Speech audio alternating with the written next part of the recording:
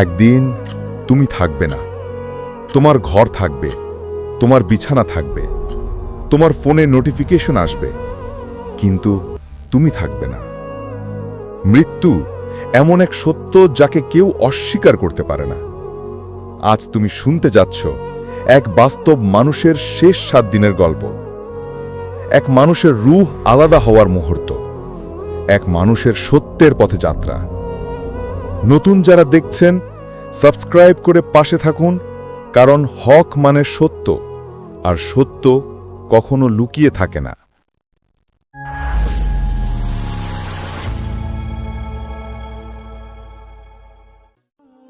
ঢাকার এক ব্যস্ত শহরে থাকত মাহির। 28 বছরের এক সাধারণ মানুষ। চাকরি, পরিবার, স্বপ্ন সবই ছিল, কিন্তু কিছুদিন ধরে তার জীবনে কিছু অদ্ভুত সংকেত দেখা দিতে শুরু করল। ইবনুল কাইয়িম রহিমাহুল্লাহ তার কিতাবুর রূহ এ লিখেছেন, রূহ নেওয়ার আগে মানুষ 6টি সতর্ক আলামত দেখে। মাহির এখন সেই 6টি দেখছে। বুক ভার হয়ে আসে, ঘর হঠাৎ ঠান্ডা হয়ে যায়, আলো নিভু নিভু লাগে, রাতে ঘুম ভেঙে যায়, অনেকক্ষণ কান ধীরে শুনলে পিছনে কারো হাঁটার শব্দ শোনা যায়। মাহির ভেবেছিল এগুলো কাকতালীয়, কিন্তু সে ভুল ছিল। রাত 3:11। মাহির ঘুম ভেঙে গেল। তার ঘরের কোণে দাঁড়িয়ে আছে একটা ছায়া, মানুষের মতো, কিন্তু মানুষ নয়। মুখ নেই, চোখ নেই, তবুও মনে হচ্ছে একটা গভীর দৃষ্টি তাকে ছেদ করে যাচ্ছে। মাহিরের গলা শুকিয়ে গেল, দেহ ঘামতে লাগল। ছায়াটা ধীরে বলল, তোমার সময় শুরু হয়েছে। পরের দিন ফজরের পর মাহির আলমারি থেকে বের করল ইমাম গাজ্জালি এর বই বিদায়াতুল হিদায়া। বইয়ের পাতায় লেখা, মৃত্যুর আগ মুহূর্তে হৃদয় এক অজানা ভার অনুভব করে। মাহির পড়তে পড়তে বুঝল, বইয়ে যা লেখা আছে তার জীবনে এখন হুবহু তাই ঘটছে। সেদিন রাতে মাহির দেখল তার ঘরের সামনে দাঁড়িয়ে আছে 2টি সাদা পোশাকধারী সত্তা। তারা মানুষ না, কিন্তু তাদের উপস্থিতি মানুষের থেকেও শক্তিশালী। মাহির কাঁপা গলায় জিজ্ঞেস করল, তোমরা কারা?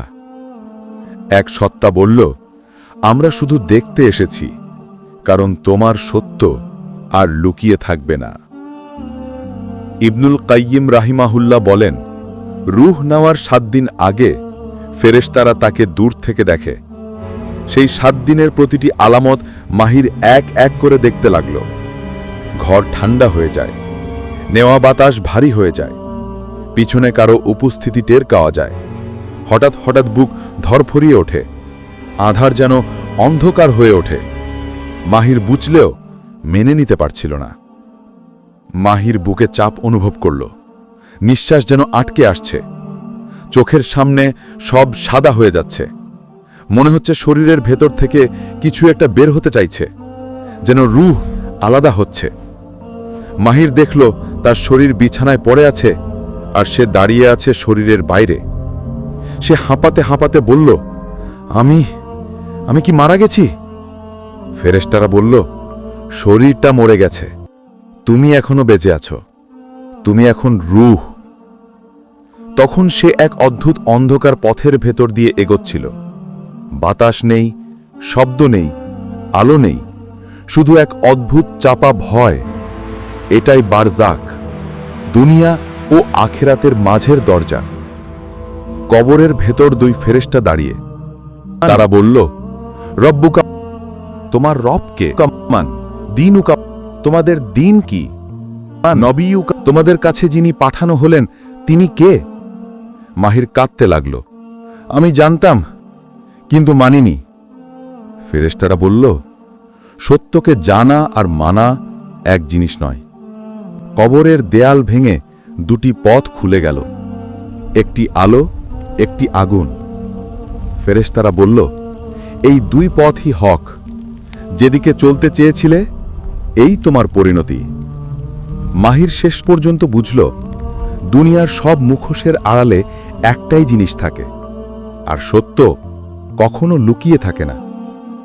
তুমি শুনছ, কারণ হয়তো আজ তোমার কাছে একটা বার্তা পৌঁছানো দরকার ছিল। শ্বাস চলছে, কিন্তু কাল থাকবেই এমন গ্যারান্টি নেই। হককে চিনো, হককে ধরো।